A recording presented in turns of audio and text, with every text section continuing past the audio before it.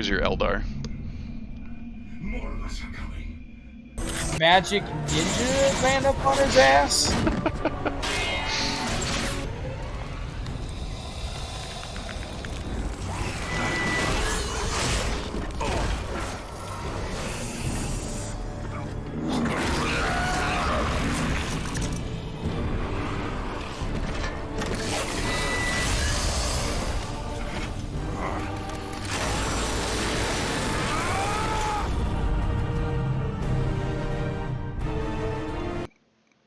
What? Was that a xenomorph? Okay, so there was actually, all right, so there's a funny story about that. So these are Tyranids, is the alien race. So Tyranids are enemies from outside the galaxy. They're completely alien to the Milky Way. And they are basically like a hive mind, and they go from planet to planet consuming biomass, but like surprisingly intelligent. This particular one is called a lictor, and it's sort of a lictor. I barely knew her. The only time Warhammer's ever made me laugh. But they're a vanguard unit, and they like make pheromone trails to guide units towards enemies. Yeah, so there's this whole deal. The older Tyranids back in like second and third edition actually looked a lot like xenomorphs from the Alien franchise and fended off lawsuits for it. But when that movie Starship Troopers came out, Games Workshop actually sued the producers of that movie for the likeness of the soldiers to Cadian Guard and the bugs to Tyranids. What? So after stealing an idea from someone else and changing it to get out of legal hot water, they then sued someone else for stealing their idea that they themselves stole? Yes. God, what a bunch of douchebags. Now they ended up settling out of court, which was probably their plan to begin with. So these are the Eldar. They're space elves, obviously. Yeah. And they have different sort of like styles of soldiers, and each they one's have the screamy runny ones. Yeah, those are called Howling Banshees. Oh, and the name of the Space Marine chapter is the Blood Ravens. Holy that's metal. So yeah, those are Howling Banshees. And did they name the chapters after like local metal bands? That'd be a pretty good idea. I mean, like, couldn't you just be like, yeah, Blood Ravens playing at the Slowdown tonight? They're opening up for Chainsword and... Okay, so this guy is called a Warp Spider. He actually, that backpack thing lets him blink in and out of the material realm and the warp. Isn't the warp super bad for you? It is, yeah, it's real bad. And that's a dreadnought. Dreadnoughts are not robots. So inside that center part right there's a little window. That is the mutilated, barely living corpse of a Space Marine hero. So if you do well enough as a Space Marine, if you're a badass enough, and then you die, they take your corpse and they put you in one of these things so that you can keep fighting. Wait, but you're dead. You're mostly dead. Yeah. So that if you're mostly dead, you didn't die fighting.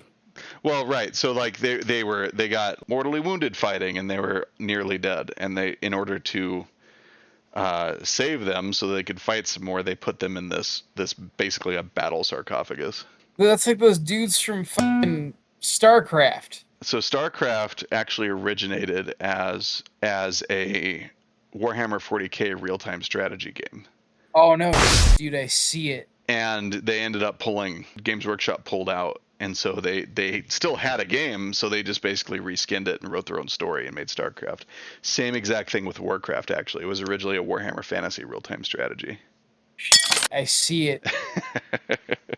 My life for ire. Oh my god. and the Zerg are Yep, they're Tyranids, yep. Pretty unapologetically too, like they're Tyranids. And the Terran Space Marine guys, right? Yeah. Yeah, but they're like red. Well, I mean, obviously they reskinned it because they're like rednecks instead of like religious fanatics. Which I like. I really enjoyed that. So the Blood Ravens are a spin-off chapter of the Blood Angels. The Blood Angels was one of the first founding chapters, and they The were Blood Ravens, they broke off because Blood Angels well. was just So like not edgy enough. after the Horus Heresy, they made a rule that no Space Marine chapter could have more than 1,000 soldiers, so that they couldn't easily rise up against the Imperium again. So at the time, the Space Marine chapters had thousands and thousands and thousands of soldiers, so they had to break them up. But the Blood Angels, they were so each of the Space Marine chapters had a gene seed that their Primarch leader, they used part of his genetic code in order to enhance their own soldiers in their Space Marine chapter.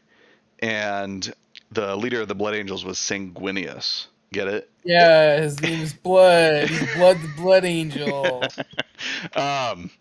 And the story is that he was the Primarch that tried to defend the Emperor in their last stand against Horus, and Horus killed him.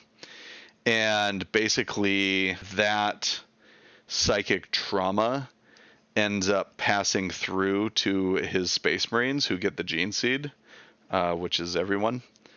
And they will periodically, the Blood Angels will periodically go insane and just have this horrible bloodlust and like lose all battle decorum and just go crazy. So eventually, like, what's next? The Blood Angels, the Blood Ravens, the Blood Bloods. Well, you want to see the Space Wolves? They're not the Blood Wolves. No. That's pretty lame then. No. They're Space Vikings. They're like if Vikings had power armor. Do they have like names like Sven and? Yes. Oh. Crom. Can you guess what the name of their planet is? Oh no! Is it? It's Fenris. God damn it! All right, not as bad as I thought. We're wolves from the planet Wolf. So you see how they have fangs? I do now. They look like Vikings, and they act like Klingons from Star Trek: The Next Generation. Blah. The Space Wolves are a thing. They are. And sometimes they turn into werewolves. Oh, see, because it's 10, and I have to probably get going for now. But now there are werewolves in 40K. Yes, there are. They're called Wolfen.